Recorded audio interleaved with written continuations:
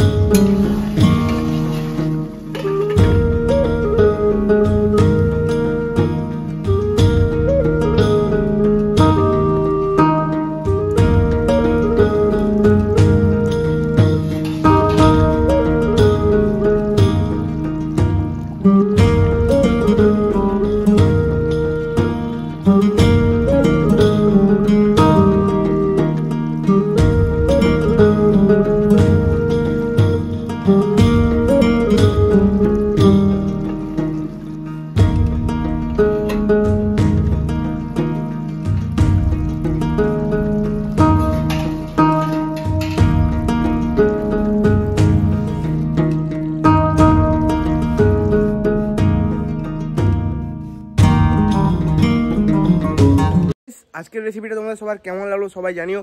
এরকম ঘরোয়া পদ্ধতিতে রেস্টুরেন্টের মতো কালারটা এনেছিলাম। আর পোকোয় পুরো অলরাউন্ডার গাইস, রান্না খুব ভালো করতে পারি আমি।